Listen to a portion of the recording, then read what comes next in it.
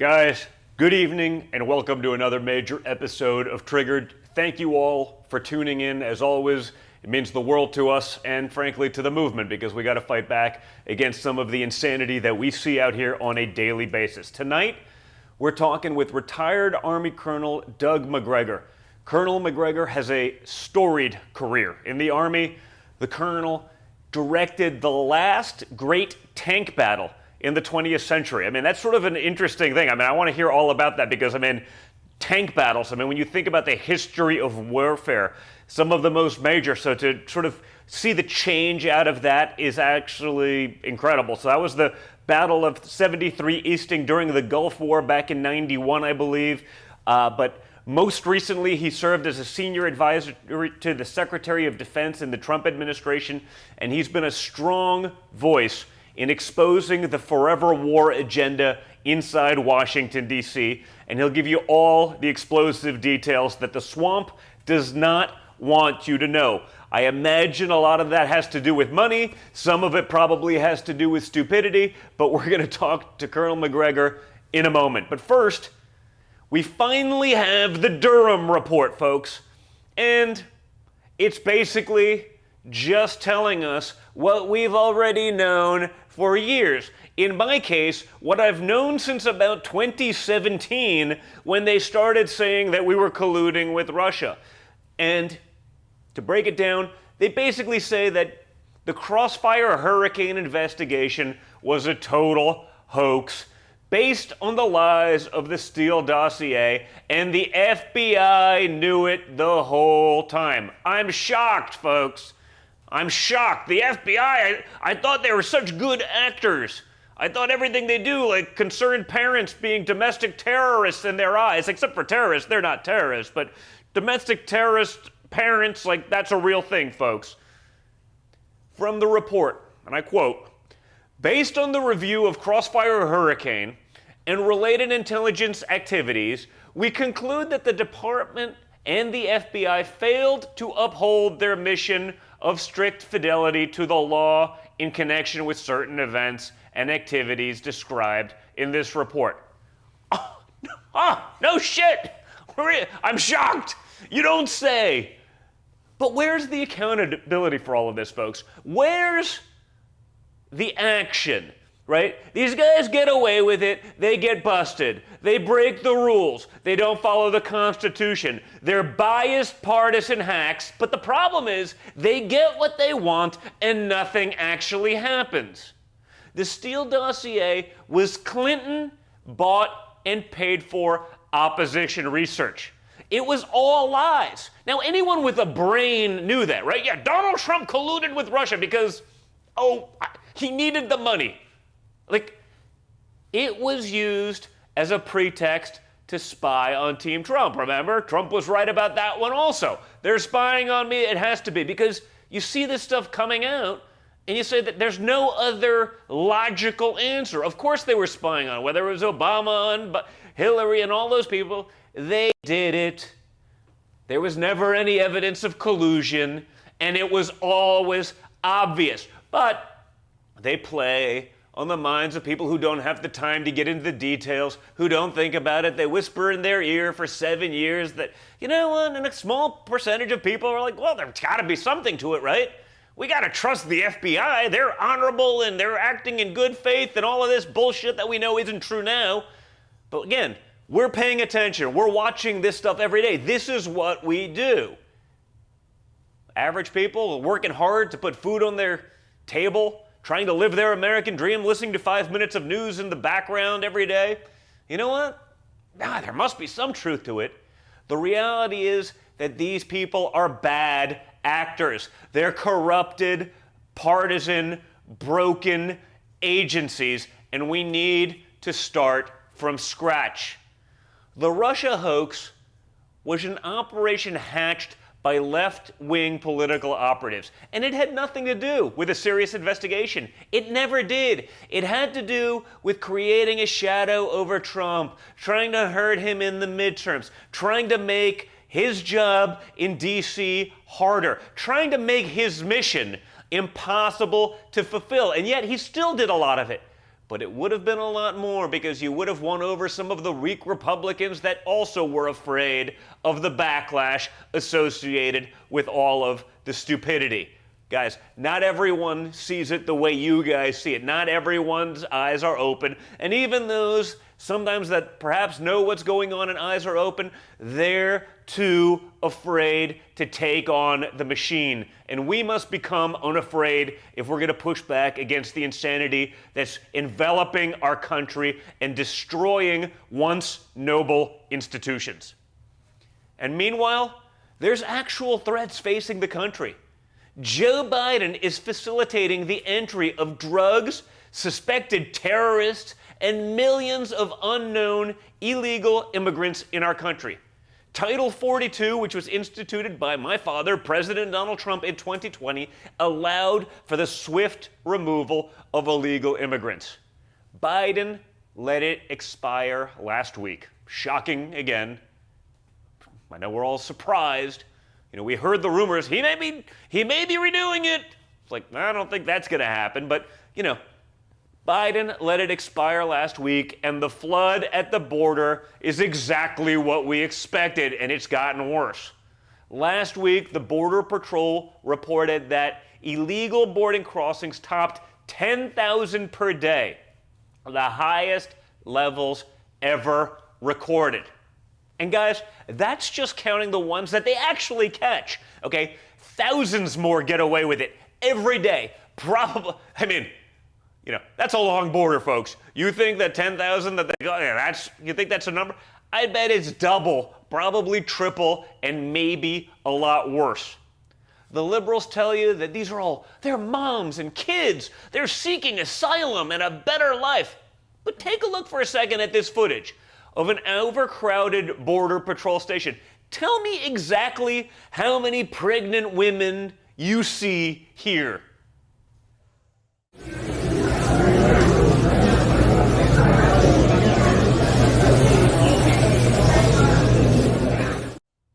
Huh, that's funny. An overcrowded facility that seems to have 0 women, 0 young children. Okay? It's all young men. And they're wearing masks, so you know they're voting Democrat, okay? And that's the plan all along, folks, okay? That's the plan. Overwhelm the systems, let them vote, let them skew the future census data to be able to get more liberals in Congress.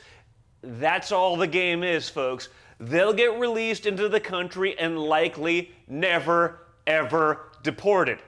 The Washington Examiner is reporting that illegal immigrants released into the United States have received notices to appear in court in 2033.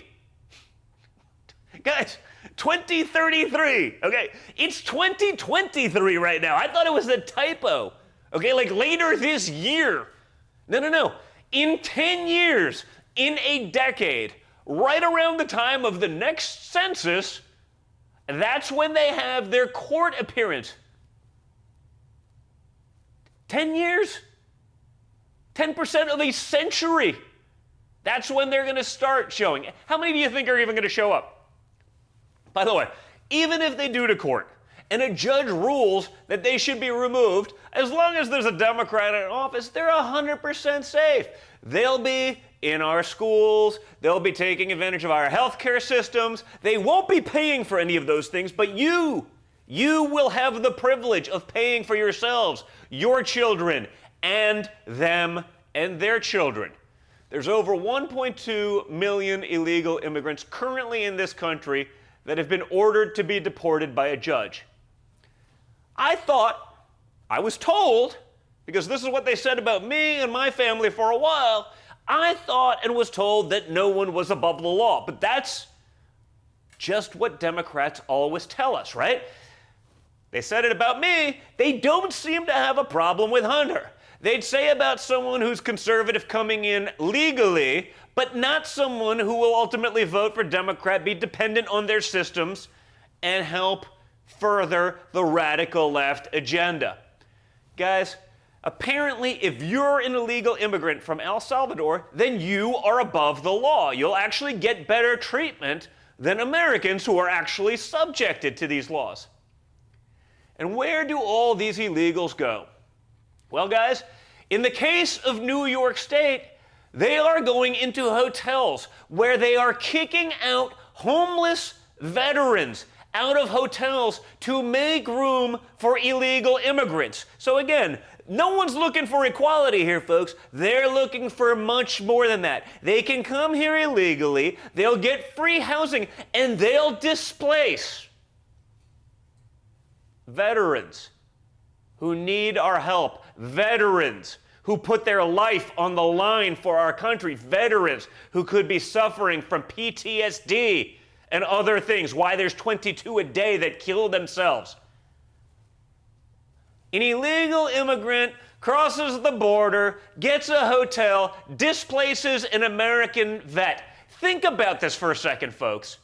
Biden's prioritizing the care of people who aren't even from this country and have no right whatsoever to be here over the people that fought and bled for it. Are you fucking kidding me? Like, I don't even want to curse. I try my best to not do it, and sometimes this is insanity. But this is what Democrats want. This is Democrat policy. They hate you. They hate your guts, and they're not even pretending to hide it anymore, folks. Otherwise, there is literally no sane, rational, or reasonable explanation for a policy like this right now. This isn't going to go over well with even liberals, as insane as many of them are. In Chicago, for example, they want to put hundreds of illegal immigrants in the South Side. Listen to the press conference here. The local residents, who are Biden voters, by the way, they are pissed. Check it out and see for yourself.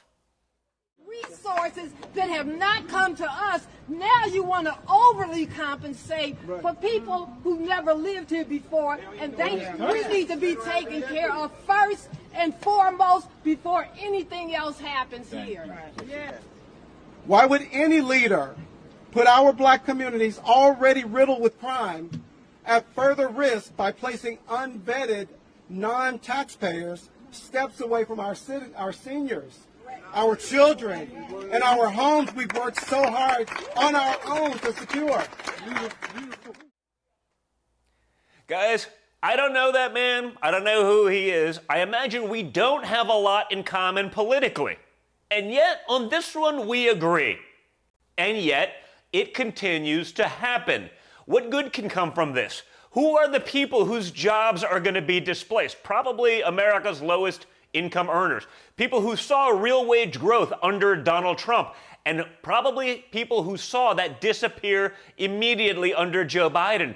But you think an influx of millions of illegals is going to help or hurt that problem? Guys, like the guy says in the video, these are unvetted people, like the unvetted people that they stuck on planes and flew in from Afghanistan. What could possibly go wrong, folks? But just last week, in one day, 5 separate illegals on the terror watch list were caught crossing the border. 5 in one day. Okay, for comparison, there were 3 terror watch list arrests at the border in all of 2020. There were 5 in one day. Okay, how many more are getting in? Just days before that, an Afghan national reportedly on the terror watch list also were caught at the border. But ask yourself, again, folks, how many people aren't being caught? We know over 1 million gotaways. They're gotaways. 1 million people because, we can't finish our border wall. We can't really patrol it. That would be, homophobic or something, or misogynist, or I don't know. One of the ists. It doesn't actually have to be anything because it's all bullshit spoon-fed to us by the press secretary and the Biden administration, gleefully carried by big tech and the mainstream media, even if it makes no sense whatsoever. But we know of 1 million gotaways under Biden. They've escaped authorities. How many of those are on a terror watch list? What's the worst that could happen, folks, right? I mean, come on, it could only be maybe a few hundred, maybe 1,000, of 1,000,000 gotaways. I mean, what's 1,000 terrorists running around our country? What could they possibly do, folks? And of course, it's not just terrorists coming across, but deadly drugs. Biden has blood on his hands. Take Santa Barbara County, California, of all places, for example. Between 2020 and 2022, overdose deaths in Santa Barbara have more than tripled, okay? And that's not just the pandemic, folks. This is going on now, and the pandemic's long been over, okay?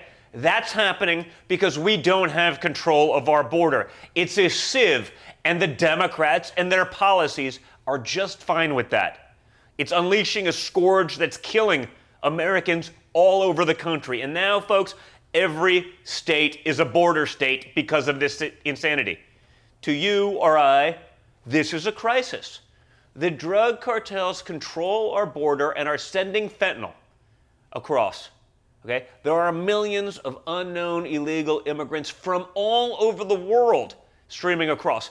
I spoke with a governor in the last week who was down on the border. They're finding Chinese nationals, Russian nationals, again, all over the Middle East. You've seen the terror watch list items. This is real, and yet no one's actually talking about it, okay? No one wants to cover it for fear of being called, again, a bad name, even though, has nothing to do with that. Like, God forbid we put America first. I know, that's terrible. Like putting the citizens of America. I mean, it's strange. When I say it, it's racist. When that gentleman from Chicago says it, like, hey, maybe we should take care of our citizens first when we have crime-riddled streets and gang warfare. What are we going to do with this? No. Like, I think we're all on the same page here, folks, except for the elites in Washington, except for the radical Democrats who are in charge, the moderate Democrats, and even those that are probably not so moderate in many respects. They get it and they see it, but Joe Biden doesn't care. Democrats encourage it because they know it will get them new voters and cheap labor. Here's Joe Biden laughing about our nation being destroyed. The border, sir. Much better than you all expected. Do you have any plans to visit the border? No, I think. Pardon me? Do you have any plans to visit the border? Not in the near term, no. No, just be disruptive, not anything else. He has no plans to visit the border. What is Joe Biden doing? I mean, he's failing on every conceivable metric that there is. We're on the brink of nuclear war. Inflation's through the roof. Banks are collapsing. Interest rates are going up. We're no longer energy independent. And, he thinks it's just going great. It's wonderful. I mean, he's doing as good a job as Kamala Harris with the borders are, right? Go to the border. No. It's not my job. I mean, it's my job, but it's not really something I'm going to do. I mean, we're just going to cackle like a hyena, and that makes it all okay. Guys, you might see this as a violation of our sovereignty and a threat. But Biden says the threat is actually you. Biden is pushing to ban rifles and AR-15s, and we'll actually do a whole show probably next Monday on the insanity of the pistol brace thing, and again, how you can go about doing that if you want to deal with it or not. No, that's up to you, but we'll get into the full details of that probably a week from today, because that'll give you about a week to get everything squared away if you choose to, and I'm not saying I recommend that. I'm just saying, perhaps me, with certain things, I will not be held to the Hunter Biden standard. I'll be held to the highest possible standard, and so it'll be an interesting one, so you're going to want to tune in probably next Monday on that one. But only the MS-13 gang members that are coming across the border can own guns, right?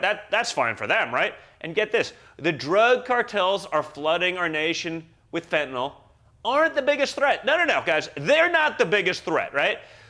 Human trafficking, sex trafficking, drug trafficking, tens of thousands of fentanyl deaths a year, a lot higher than that actually, killing our children, our grandchildren, our friends, our family, and our loved ones indiscriminately across every demographic. No, guys.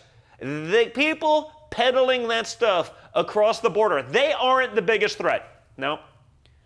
It's so-called white supremacy. That's the biggest threat that America faces right now. Hear Joe Biden in his own words. To stand up against the poison, white supremacy, as I did my inaugural address, to single out as the most dangerous terrorist threat to our homeland is white supremacy.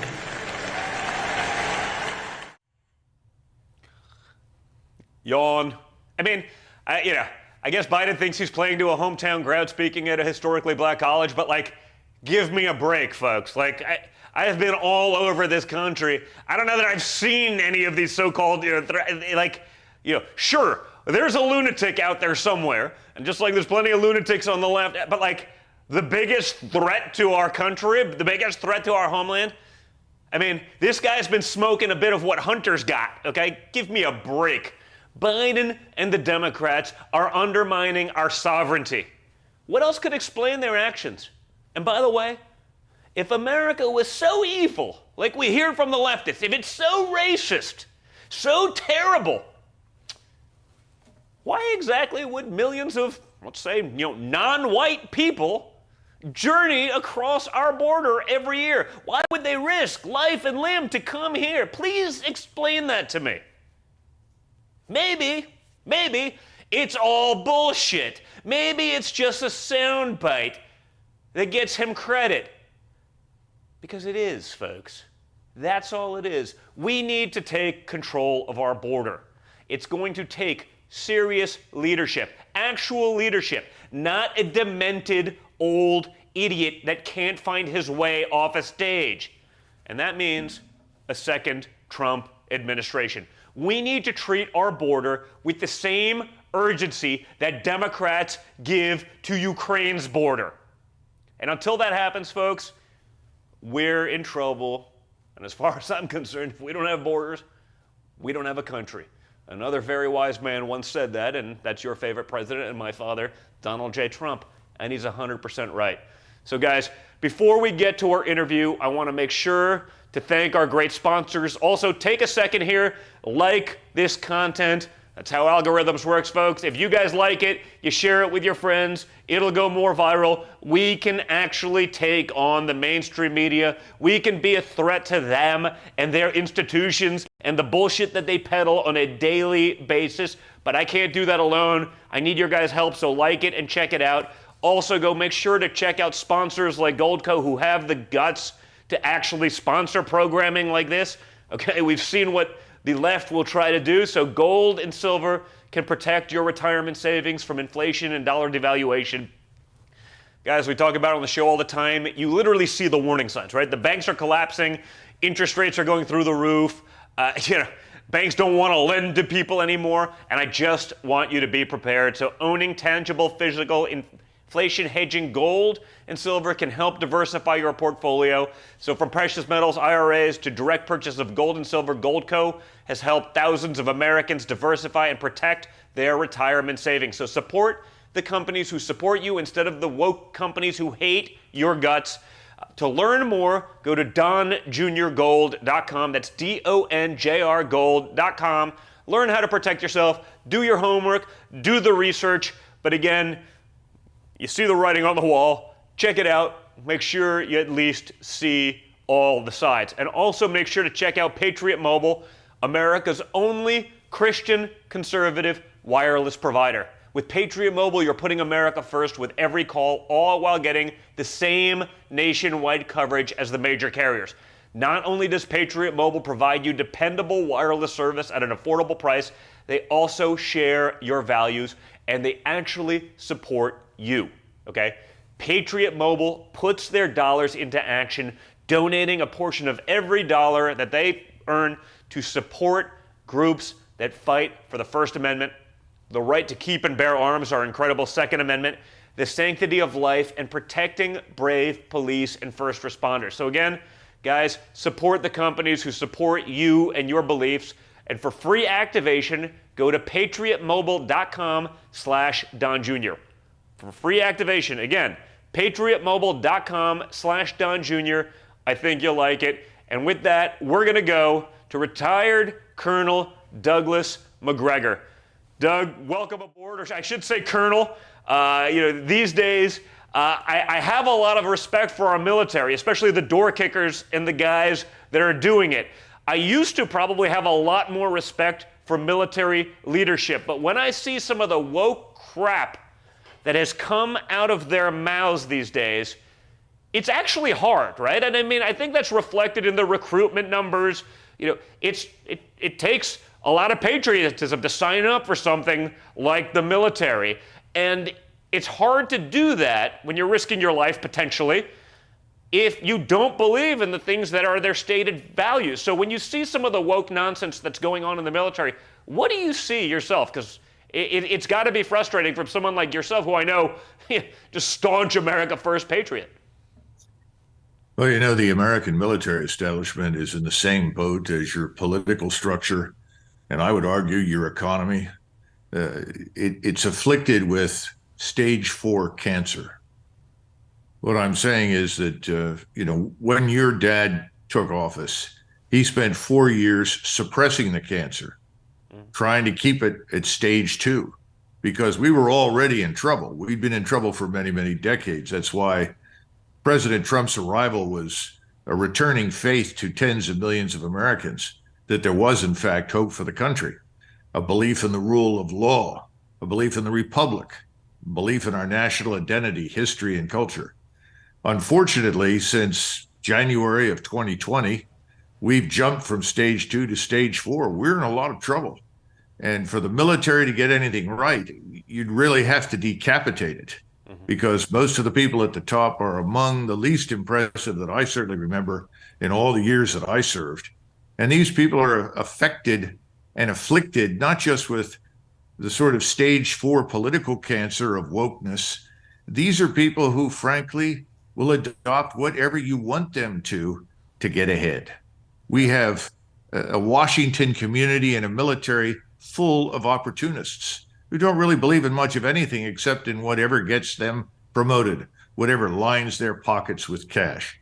The whole notion of service has largely vanished from the senior ranks. We see it, as you point out, at the lowest levels, but we're having trouble keeping good people in uniform. No. They don't want to be there anymore because they're sick of listening to the nonsense, characterizing everybody who ever did anything to build the United States and to protect it as some evildoer that deserves to be erased from the historical record. All of this sickens real professional soldiers, sailors, airmen, or Marines. So yeah, we're in a lot of trouble. That's why I call it now the political equivalent of stage 4 cancer. I mean, that's saying a lot, but yeah, when you see that, when you see Milley, I'd like to learn about white privilege. Like, no one's even heard of this shit before he even said that, but he said it in front of Congress. Meanwhile, you know, he could maybe learn about, like, winning a war or something like that, or not having the disastrous Afghan withdrawal, but, like, that was his concern as that stuff is going on. And when you say stage 4 cancer, yeah, it has to be, because there's, again, let's just say I know nothing about Afghanistan or, you know, military leadership.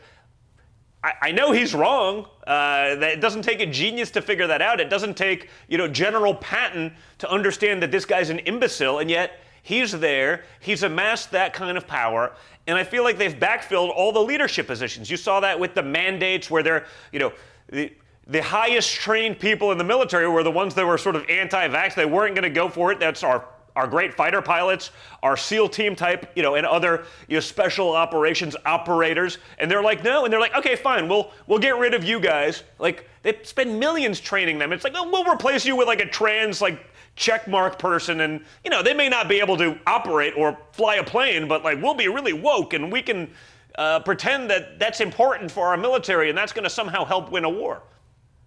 Well, keep in mind that the vast majority of people who govern your country, that sit on Capitol Hill, that are operating in the White House, they have no idea what a real war looks like. For the last 30 years, we've been fighting people without armies, without air forces, without navies, essentially large numbers of people running around with AK-47s and bed sheets and planting mines.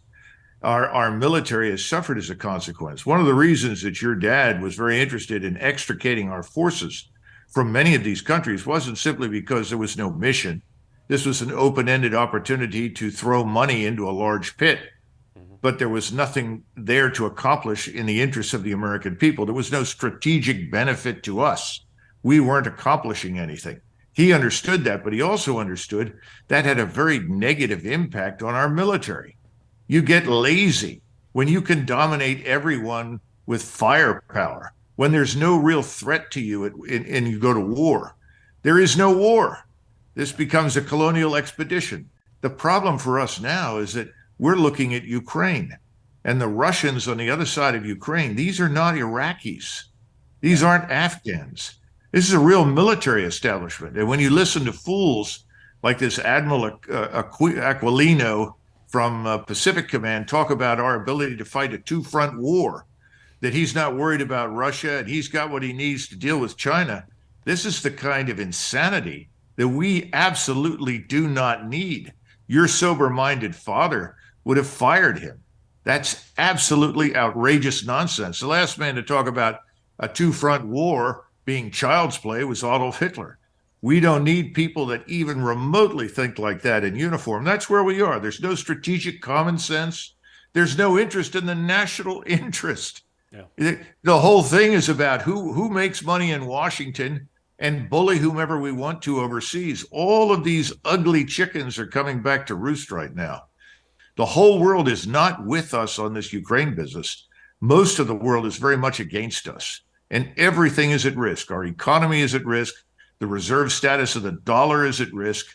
We're facing terrible times ahead. Things are not going to get better until we remove the principal metastasizing cancer from Washington, D.C. And I'm not just talking about an election for president. We need to make a clean sweep. All right, so say you were given the keys to the Pentagon tomorrow, okay, or under a Trump administration. What are the first moves that you make? Because I think, again, you're right. It's not just Joe Biden or Milley. It's much deeper than that. It's much further entrenched. And I think you were also right that when you said it earlier, that it's probably been on the wrong track for quite some time. But it was Trump and or Trump derangement syndrome that actually brought out the insanity, right? We saw the disease much more clearly. It was sort of hidden, it was doing its damage, but Trump really brought it out where they stopped pretending that it wasn't real. They were saying the quiet parts out loud. But you're handed the keys to the Pentagon tomorrow. What do you do? Today, as we speak, we have 44 four-star generals and admirals on active duty in the United States military for a force of a little less than 1.1 million soldiers, sailors, airmen, and Marines. Now, at the height of the Second World War, 1943-44, when we had 12.2 million in uniform, we had only 7 four-stars. What's wrong with this picture? Anyone who has spent more than a few weeks in business and understands how to organize businesses effectively to be profitable looks at the overhead and quickly discerns what he's dealing with. We have this enormous bloated overhead. Of course, the generals hated Donald Trump. He was prepared to do something about that. He asked hard questions. So the first thing you've got to do is get rid of them all. They all have to go. You need to reduce that number to about 10. But all the ones that you've got right now should be retired immediately. Go away. Then you have to appoint new service secretaries. You cannot appoint a golf buddy to be your service secretary. You can't pick somebody because they did well in some corporation. You've got to send people in there who know something about the military. And they can't just be corporate executives from the defense industry who know how to spend money on weapons platforms. You got to have people that are really qualified, that can make the hard choices. And you tell them, you got to get all these people have to go. I want all of their resignations. Then you need to convene boards to pick successors. And you've got to be prepared to go low. This whole thing of, we can't offload General Doofus. He's so experienced. But getting rid of him may be the best way to possibly improve the whole situation. I mean, this thing of he's got experience sounds great, but what you need is energy. You need integrity. You need intelligence. People that study their professions. They're out there. Most of them are captains, majors, and lieutenant colonels. And just as Marshall in 1939 began immediately removing general officers, in fact, the first year that he was chief of staff, he retired 54. By the time the Second World War ended, every single general officer in the Army had been replaced except one. Now we've got to get going, or we're not going to win anything anywhere in the future. Look at that withdrawal from Afghanistan. Those people are a disaster. McKenzie and CENTCOM, a Marine four-star responsible for that? Who in the hell was paying attention? Who reviewed the plan? Who received the briefing? Sullivan? Who got it? This is outrageous.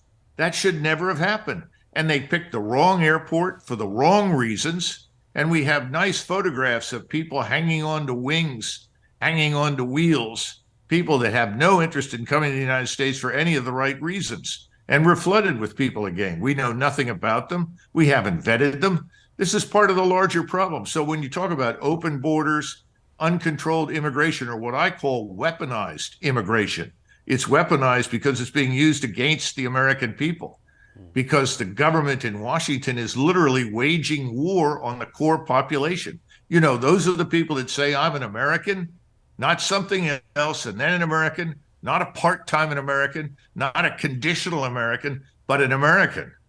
That's the enemy. And that's what they're going after here at home. And when you go overseas and you look at our behavior there, there's no strategy. No one has thought through anything. You know, your dad asked an important question when they tried to ambush him into a war with Iran. He essentially said, well, if we do what you're arguing, if we launch these strikes against the Iranians, what happens then? How do things look afterwards? Yeah. Nobody asked the question. Oh, let's go. We can sell a couple of missiles. We'll get a board seat at Raytheon. It's fine. I mean, who cares if we get sucked into another 20-year war and, you know, billions of dollars and thousands of Americans maimed, butchered for no real end? You know, some general's got a board seat. He's making, you know, high six figures to do nothing other than peddle more missiles. But, you know, you only keep that job if you keep that cycle going forever. And the president said, President Trump I'm talking about now, said just a few weeks ago, said, look, we can handle Russia. We can handle China. We understand those issues. He does. He knows there's no reason to go to war with anybody. He said the real problem for us right now is the open border. And not just the open border in the south, because the northern border is equally open. We just don't pay nearly as much attention to it. And it's also a highway for drugs and criminality into the United States. There is no rule of law in our country. Where I grew up in North Philadelphia has from time to time been a combat zone. I tell you right now, it's a war zone. There is no rule of law there any longer.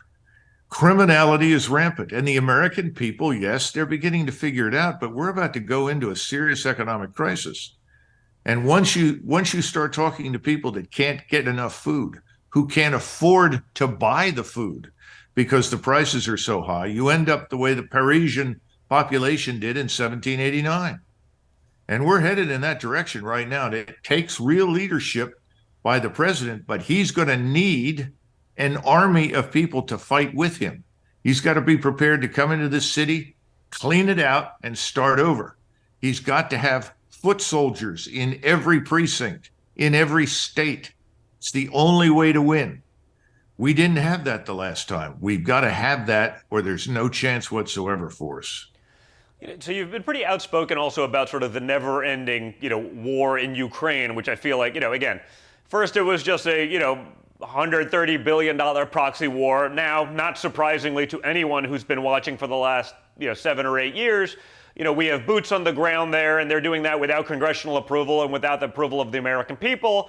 Just another money pit, you know, creating the next class of sort of Ukrainian oligarch. But do we even know what? Because they haven't been clear to me, what would victory be like in Ukraine? I mean, I know they tried sort of sidelining my father with that at the CNN town hall. He's like, I'm not thinking about victory one way or the other. I want people to stop dying.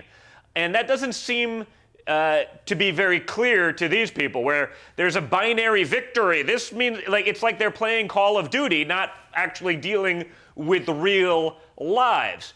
You know, Trump said we should be doing everything to stop the bloodshed. Do you agree? What do you see happening there? And what do what is the end game if that's not correct?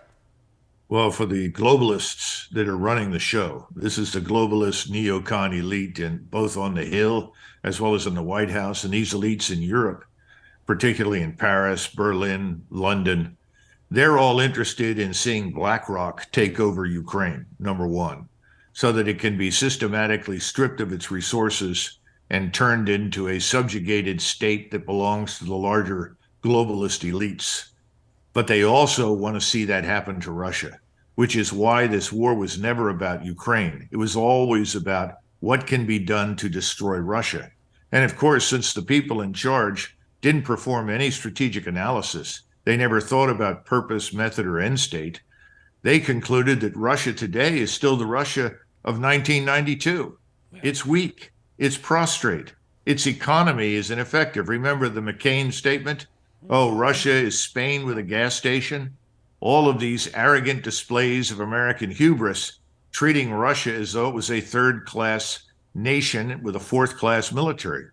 Well, we're getting an education right now. We paid no attention to the Russians who had legitimate concerns about what we were doing in eastern Ukraine. We were building an army to attack them.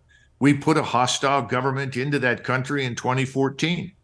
And we kept telling them that it made no difference to us what they thought or what they cared about. They said, we don't want NATO on our border.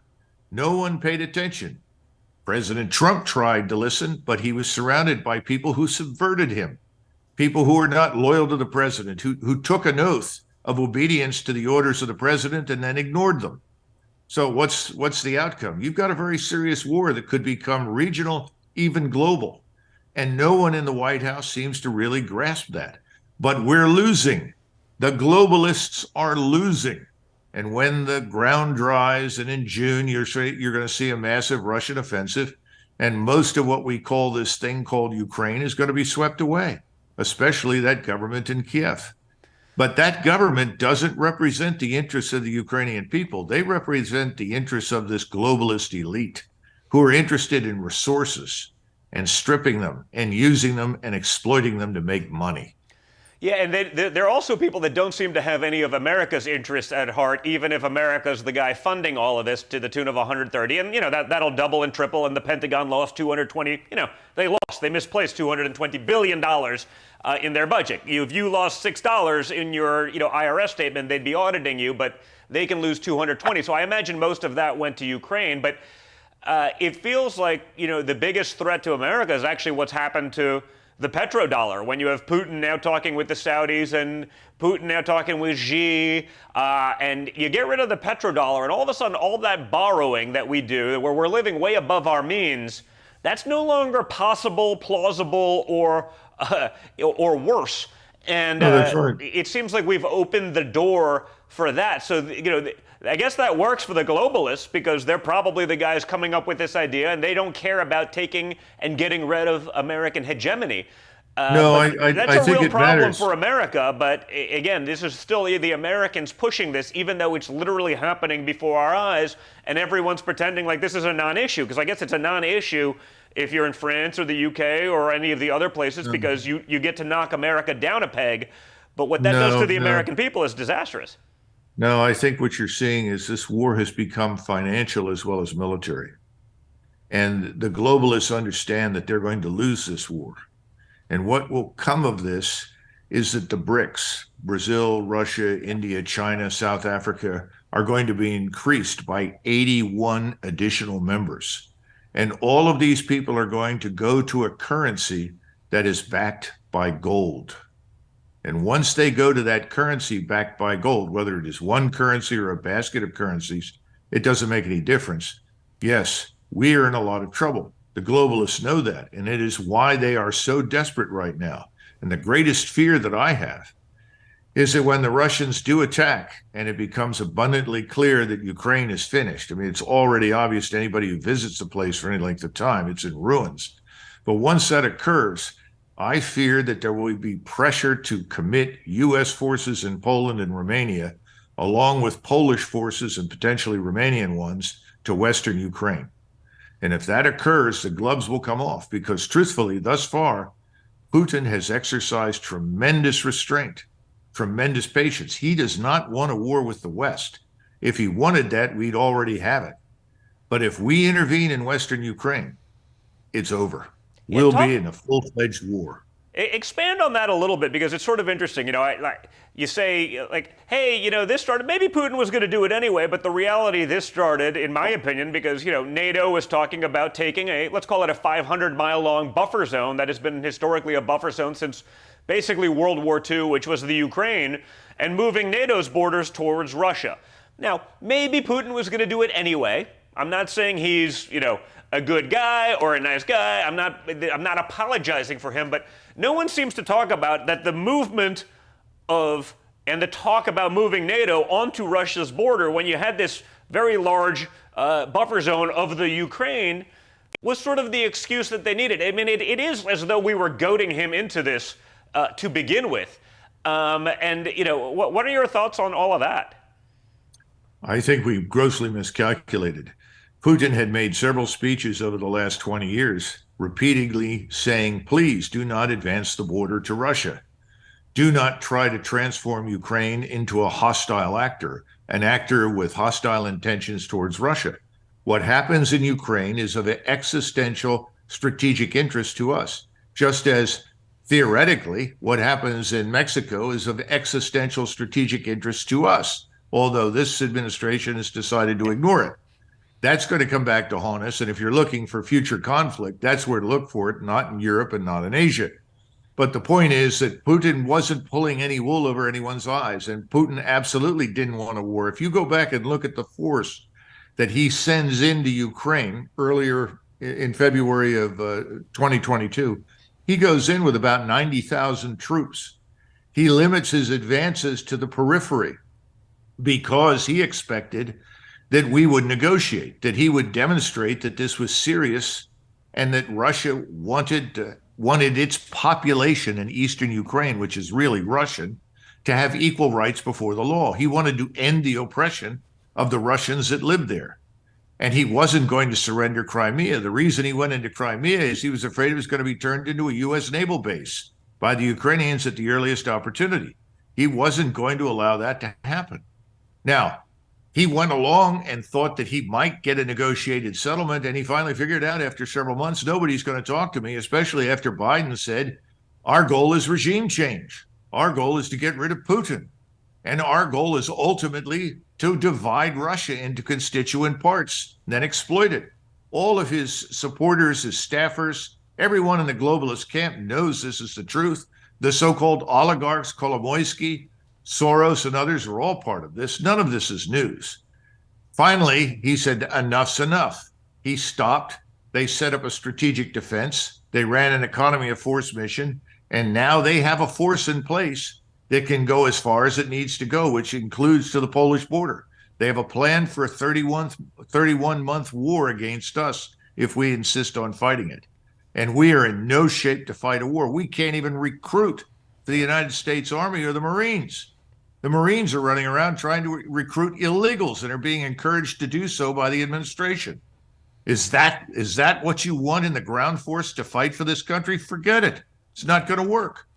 So, I mean, yeah, I guess that's interesting. I mean, a lot of people probably aren't aware of that because I think when you look at it sort of on paper, you obviously have the media reports, right? Every time, Russia takes a big town, well, it's not really of strategic importance, but every time Ukraine claws back 7 inches in a major military victory. So, you see the gamesmanship happening in the media, but I'll say this as an outsider who doesn't know and perhaps, didn't know that, hey, maybe that was maybe him coming in was to bring everyone to the table in a negotiating tactic. But, you think of it like me with sort of, again, that Cold War mentality of like, the Russian army will steamroll. It's like, well, how did they not take over this country in 2 weeks, let alone, a year and a half now? To me, and maybe to the uneducated on the subject, it feels like maybe one of the bigger sort of miscalculations or underperformances of recent military history. Is that not the case, or is that also a combination of it? Did he, misjudge some of it, or is that just because, $130 billion in missiles given to a militia, can still hold back someone who's not going all out, or using tactical nukes, or whatever it may be, that next escalation where he could, again, take over the country rather quickly?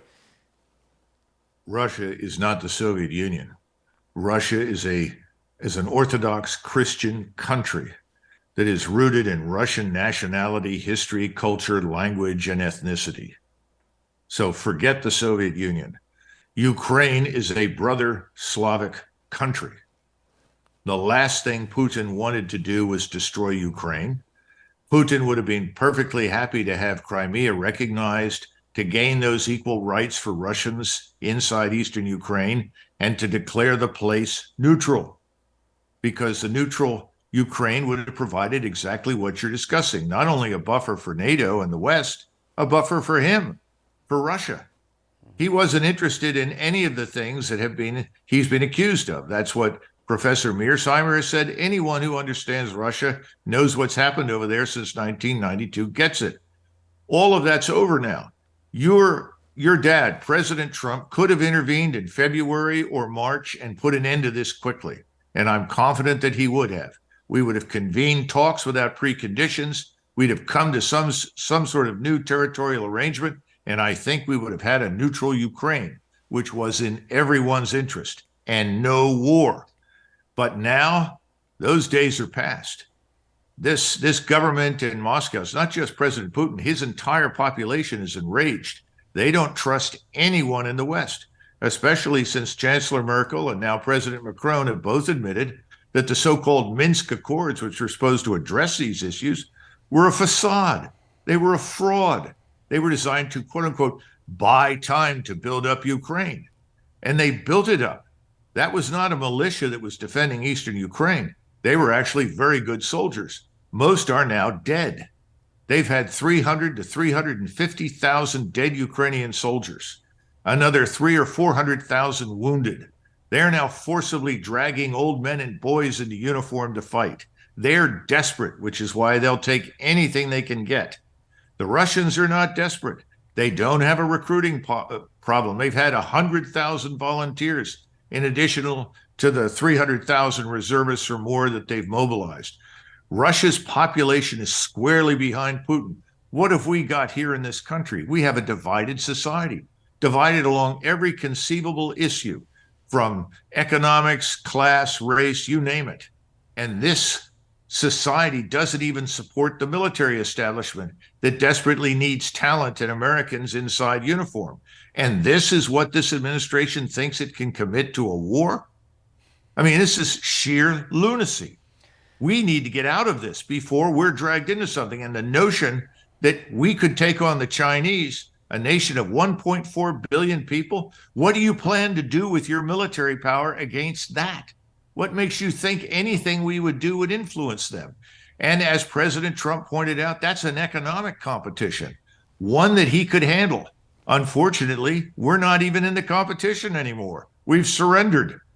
Well, the Navy has a drag queen influencer that's going to help the recruitment problem right now, Colonel. So I'm sure things will be just fine. What could go wrong? Right. That's true. Well, maybe Xi will laugh himself to death because I have a feeling that's probably not going to have the intended effect, or maybe it will have the intended effect, and that's just where the military is right now. But maybe talk about your military background and how did it shape your views on foreign policy? Because I know as we talk about the wars, I think your views on war and perhaps America's involvement in war have also changed, right? From some of the early sort of Middle Eastern stuff where you were at the beginning of that to where you are now has probably grossly changed. So how did that evolve? Well, remember, I and most of the people of my generation, our formative experience was service in NATO in Europe. And when NATO went away, most of us stood around in 1992, 93, 94 and said, well, NATO has to go in one of two directions. Either it becomes Europeanized, in other words, the Europeans take responsibility for themselves, we can still be a partner, or we just leave because there's no mission for us in Europe anymore. By the way, I had plenty of experience with Russian organizations and units after the fall of the wall. And I can tell you, they were absolutely not our enemies. In fact, they did great work for us, particularly before we went into Afghanistan. But if I go back to the 1970s and I look at the ruins in which the military was found at that point, and then look through the 1980s where we rebuilt and we improved our position dramatically, it took very little time after 1991 for that military to be dismantled and ultimately to be ruined. And we got more and more and more generals and more headquarters and fewer soldiers. We lost 163,000 experienced combat soldiers in 1991 and 1992. And we kept every general officer we had on active duty and added some. This is the problem. This rot has been underway for a long time. And we've lost the discipline, the cohesion, the esprit de corps. I would say Special Operations Forces was an area where there was a holdout. And of course, the administration hates Special Operations because they claim it's another hotbed of white supremacy. So they're now talking about trying to do away with as much of it as they can. Everything is white supremacy or climate change, just so we're clear. I mean, at least in the minds of the left, any problem can either stem from white supremacy or climate change or both. So, yes. So my argument is in 1991, we were a very healthy organization, but we were also disappointed, many of us, because we thought that we had gone over there to fight a war and win it. We discovered after a very short period of time, hostilities were ended. And then the big lie was perpetrated that, well, we really didn't set out to remove Saddam Hussein. That's not really why we went. We just wanted them out of Kuwait, which is not true because we then began trying at every opportunity to kill Saddam Hussein wherever he went. We bombed the place into the Stone Age. So the bottom line is we stood around and said, well, wait a minute, we could go to Baghdad with 5,000 men and pick up Saddam Hussein and that bunch and put another group of Iraqi generals in charge and let the UN handle it. The last thing we needed to do was occupy anything. And of course, when we went back in 2003, originally, that was the plan. We were not going to occupy. But again, the same people that pushed nation building in Somalia, nation building in the Balkans, suddenly we were going to build a nation in Iraq. And the insanity took off from there. If we had picked up Saddam Hussein and simply said, thanks very much, we're out of here, you and I and a lot of other people wouldn't even talk about the place today. But we stayed and tried to govern it with our military. What a catastrophe. The last thing you want to do is occupy anything. Now we're trying to fight a proxy war for all the wrong reasons, and we're killing the Ukrainian nation. They're down to perhaps 14 to 18 million now from an original population back in January of 2022 of about 34 million. Everyone's left that could go. They've either gone east, almost 2 million into Russia, or 10 million west into Europe. And when you talk to them on the way out, as most of the news media have, they say, will you go back? Never. Yeah. Ukraine is the historic breadbasket of Europe. It is enormously productive. It could be the gleaming jewel economically if we had neutralized it. It could be as wealthy and prosperous today as Austria is. And that was the model. That's what we should have done. Instead, we got this terrible war. And today, Russia is not weak. Russia's military is now larger and stronger than anything that we've seen since the 1980s. Its economy is booming. And as I said earlier, 81 nations are headed to St. Petersburg in June for a major conference, the purpose of which is to bring them into this larger plan to back currency with gold. And the gold in China, the gold in Russia, the gold in India is just the tip of the proverbial iceberg. It's just the beginning. The question is, what do we do? And these people in Washington have no answers. Yeah. And that's why prices rise, services fall apart, the armed forces are in ruins, our borders are open, and there is no rule of law. We are being destroyed by this regime in Washington. Are there moments in your service that stand out to you? What inspired you to join the Army in the first place? And, did you see, in a sort of longer and storied career, I mean, you led the last tank battle. We got to get to that one too, but the last sort of great tank battle. Because, I think from a military history standpoint, that's sort of fascinating when you talk about the evolution of warfare and how that doesn't exist. But what did you see in those changes? What moments sort of stood out to you? Any sort of interesting stories where you're saying, wait a second, how this isn't what I got in for. This isn't what what our military was like when I signed up initially. Well, in 1958, when I was 5 years old, my mother took me to West Point, and that was it.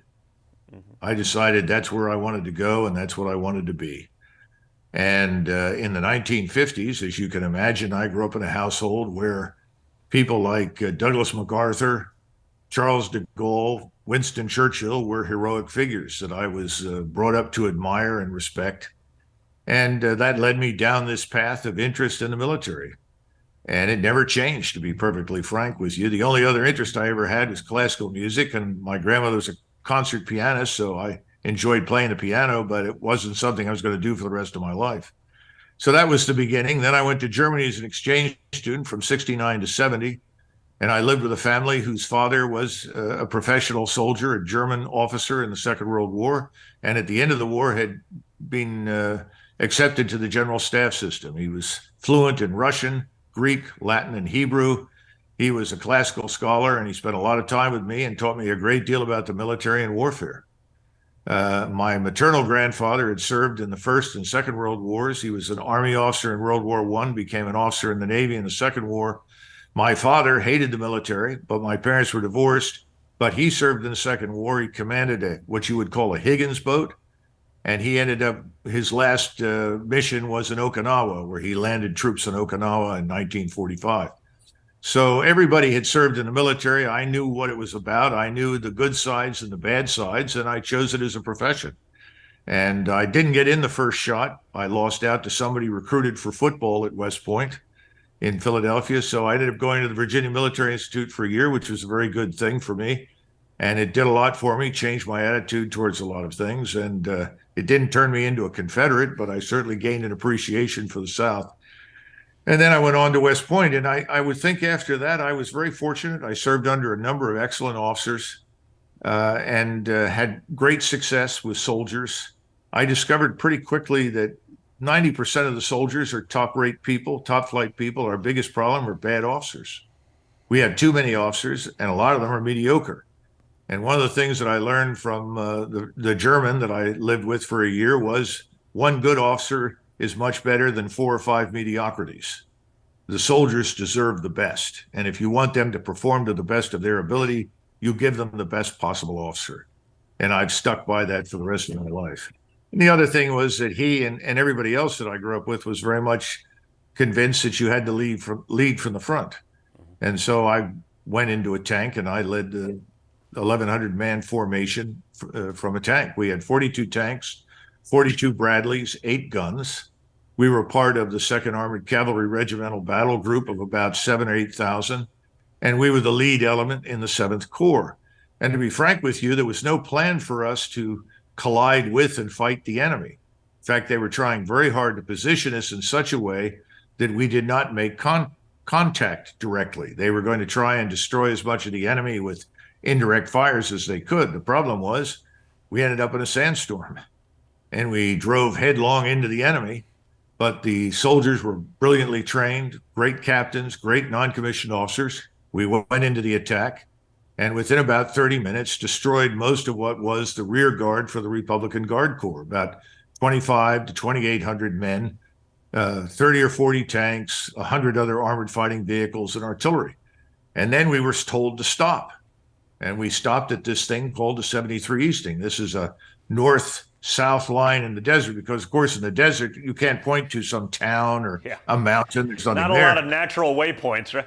Right. So they said, "Where are you?" And I remember we reported that we were at 736 or something. I've forgotten the rest of it. But we were a little bit beyond the 73 line. And they said, "Well, you got to fall back to the 70. I said, "Fall back?"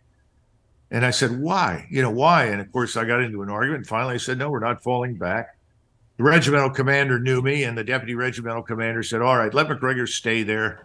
So we stayed there. We ended up fighting for another 2.5 hours because once we broke through the Republican Guard's rear guard, we started having large numbers, hundreds of tanks and armored fighting vehicles, thousands of troops retreating north.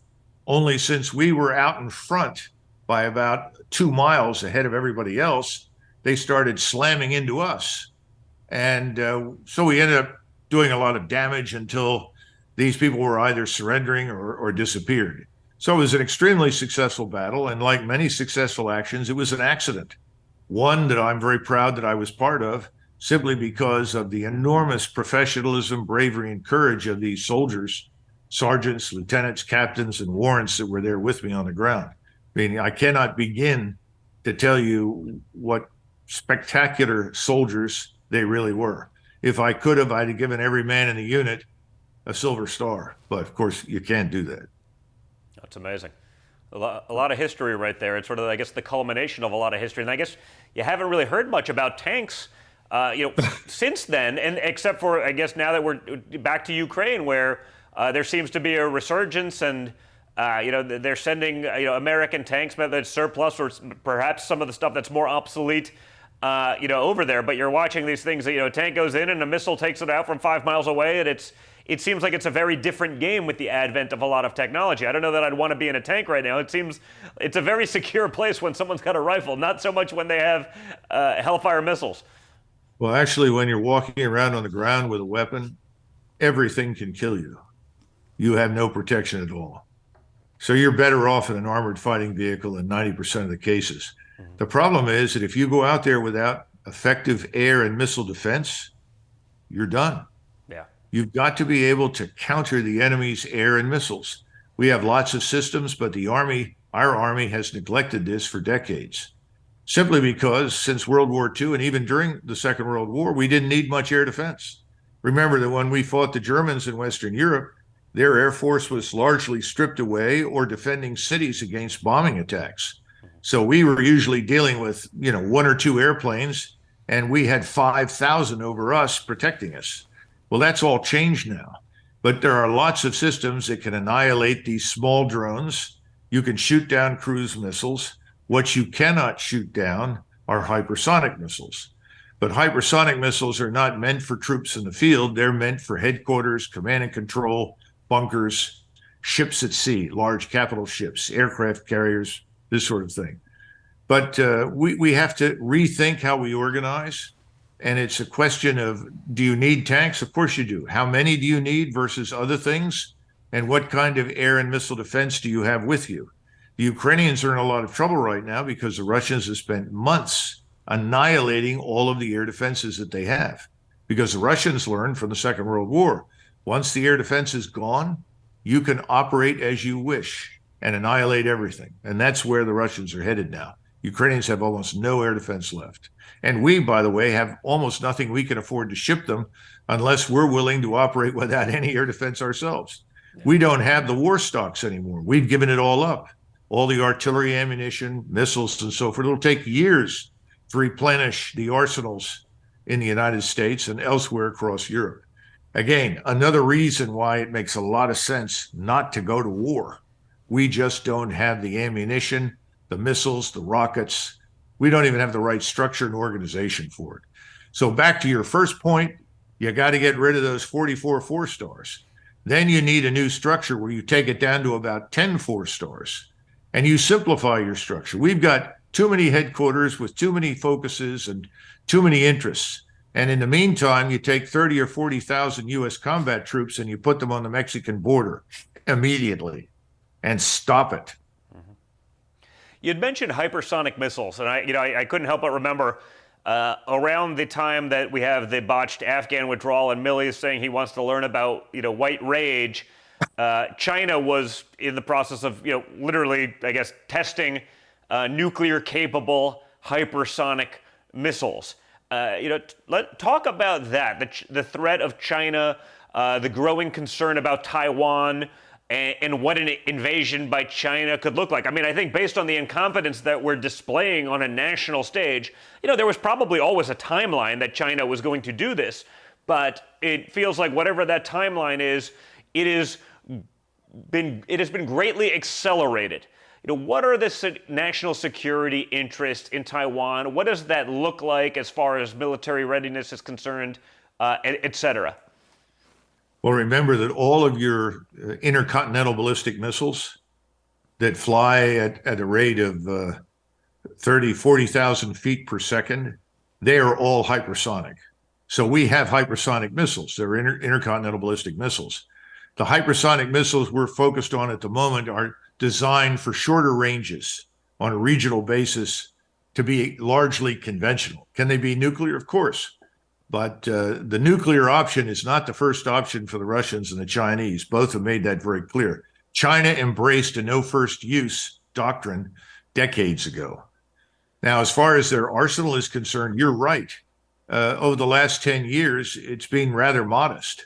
They've only maintained what they thought they needed, which was, by our standards, maybe a few hundred warheads to protect themselves against a nuclear attack. They're now doubling that overnight. They're building far more missiles. But the Chinese have been far more afraid of us and afraid of our attacks than anything else. And there's no interest in China in conquering Taiwan. The timeline for reunification, according to Xi, who is the current emperor of China, we need to stop thinking about communism and now start thinking about the Chinese as an imperial state as it once was for thousands of years, because that's what it is. Xi has said 2044, 2045, 2046 was the target date. And the thing that we don't understand in this country is that Taiwan and China are very similar in the sense that both peoples in both places want the same thing. They all want to live in a society that looks a lot like Singapore. None of them are interested in liberal democracy. They're all interested in prosperity, making money, having the freedom to make money, having the freedom on a personal level to live as they have lived for hundreds and thousands of years. They're not interested in a society like ours. In fact, the Chinese look at our society and can't even begin to imagine how we live in it. Because if you think the kind of criminality we tolerate would be tolerated in those countries, you're very much mistaken. Give you a quick example. The Chinese military is really largely defensive in its orientation. There are no Chinese armies massing to prepare to march into Southeast Asia.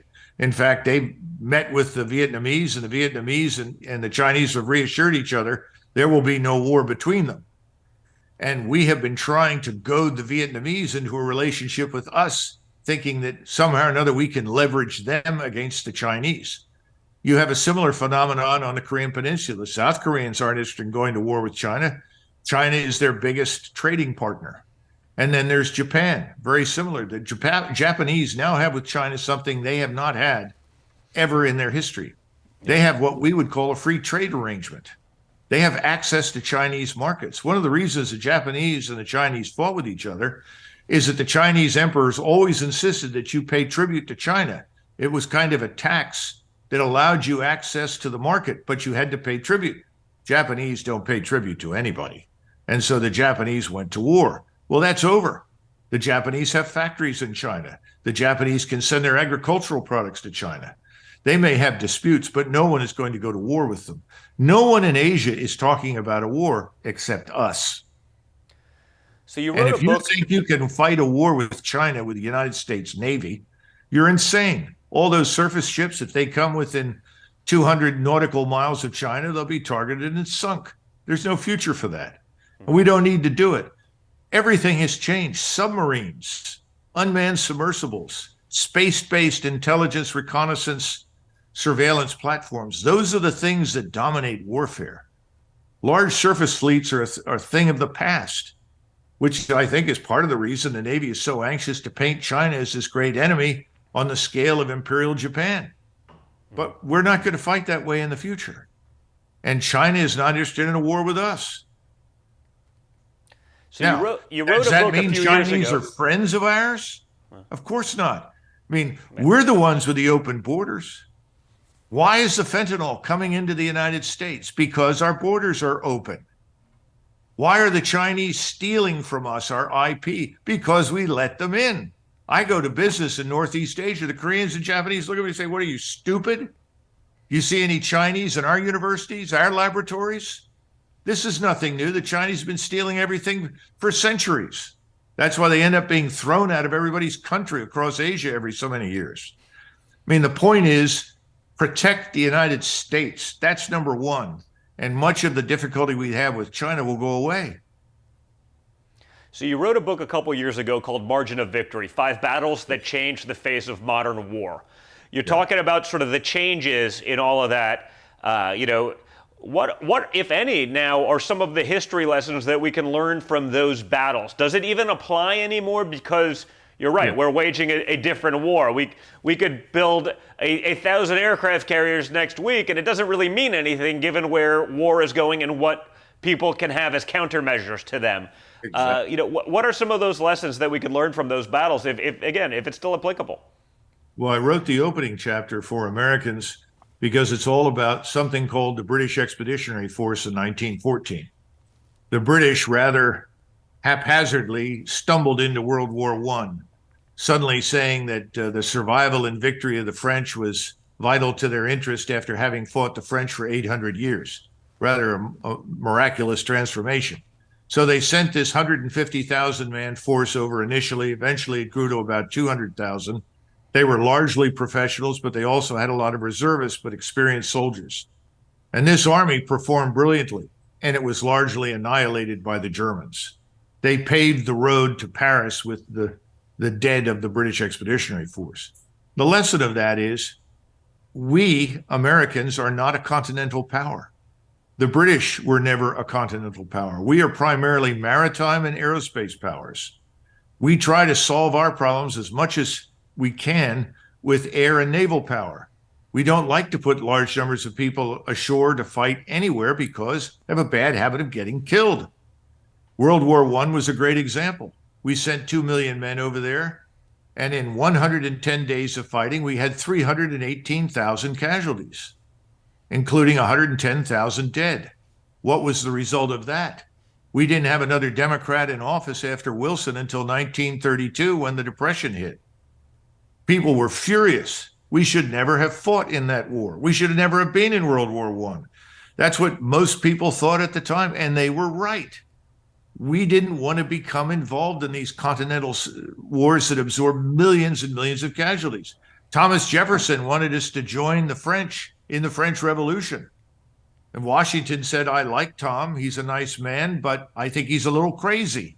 If we did that, then we'd have the Austrians, Prussians, Russians, British, everybody landing on the North American continent to destroy the United States. The point is, we are not designed as a republic, as a people, to fight large wars on the Eurasian continent. We don't usually field millions of men in armies. We have no history of that. We're not geared for it. We don't want to do it. Again, the President Trump I'm talking about, understood this instinctively. Americans don't want to fight in these wars. So now we have forces in Europe, we have forces in Asia, then they're positioned right on the edge of these conflict zones. And today, all of them could be erased in the space of minutes by precision-guided missiles, because everything is detectable from above. So there is no value to putting a large force 6,000 miles away from the United States on the border of a potential opponent. All you're doing is offering them up for destruction. That was the key lesson to take out of World War I and the British Expeditionary Force. We're not going to build forces of millions who are going to fight. We don't do that. So we have to limit our interventionist impulse. We have to limit what we do to places where our interests are clearly and narrowly focused, and where, if we do engage, we benefit strategically. That, again, was President Trump's message. That's why he told the Europeans, you've got to become your own first responders. Stop waiting for us to show up and rescue you. But he concluded, I think, very rightly, that until we get out of Europe completely or mostly, no one over there is going to spend the money to defend themselves. And that's the problem.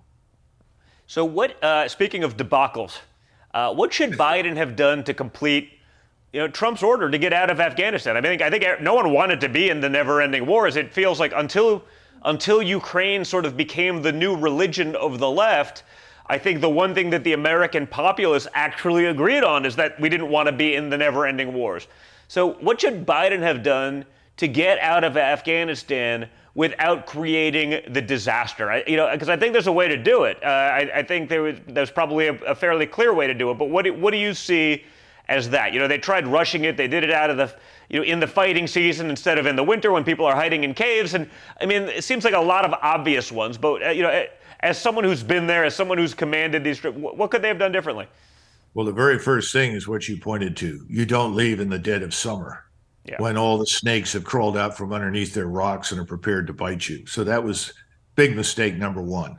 They'd have been better off waiting until November of the year, October, November, and then instead of announcing your intention to withdraw, you need to begin immediately taking equipment out. In other words, identify everything that you want to keep, that you're not going to leave behind, and start getting it out of the country.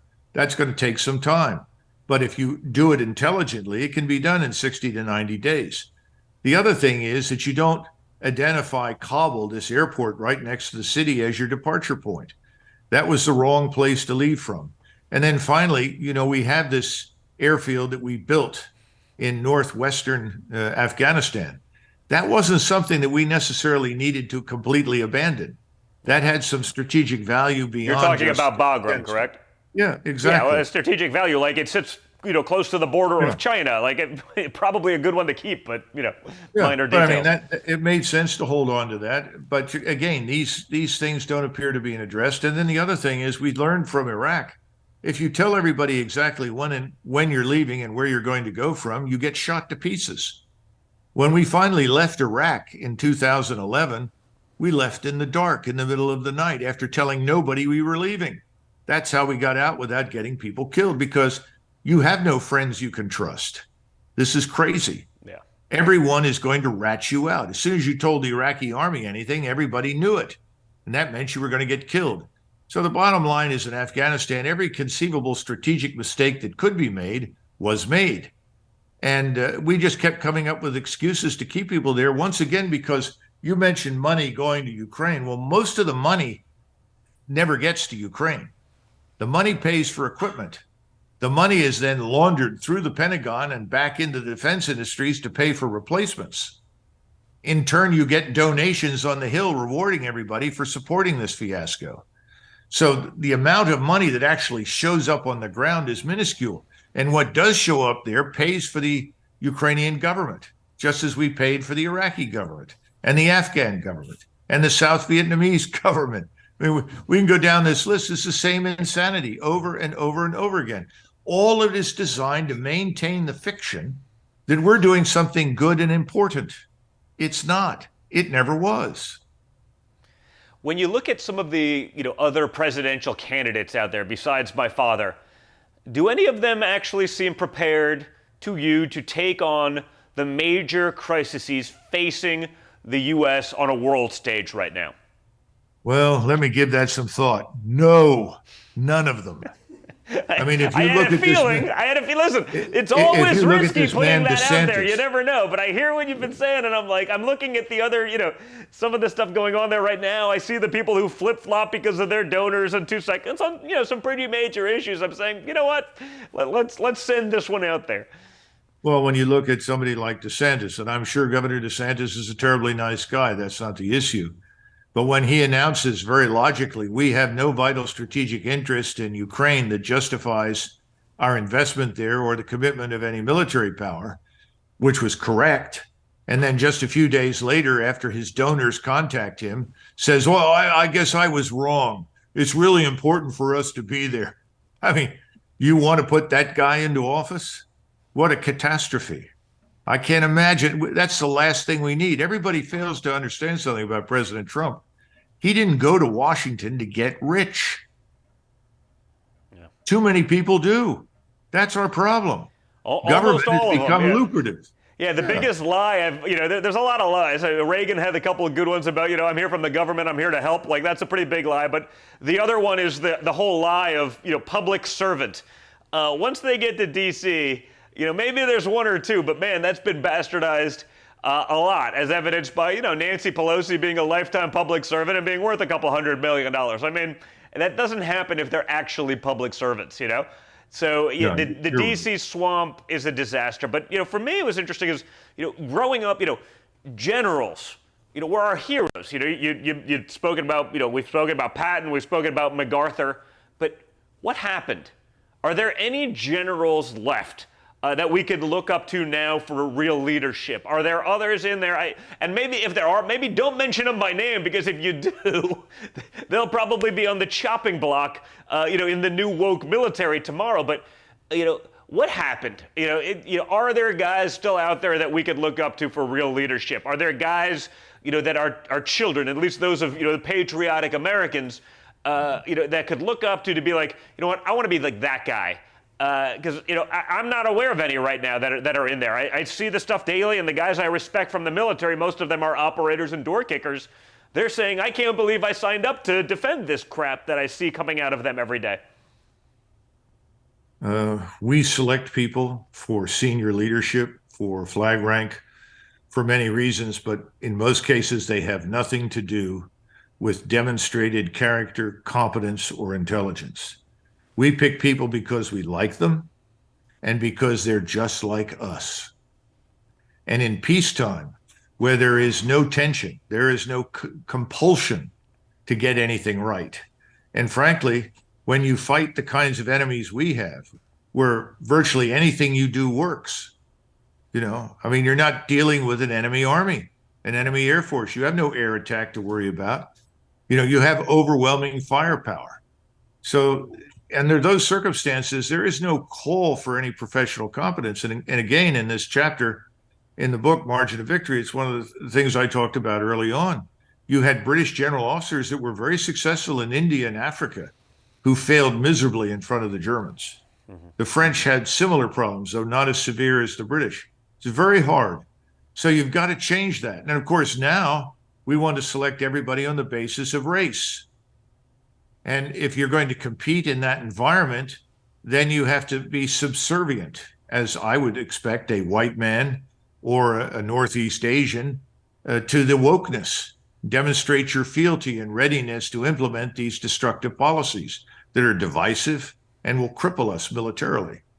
So I have no faith in any of them anymore. If there are any of real character, God bless them, but I haven't found out about them.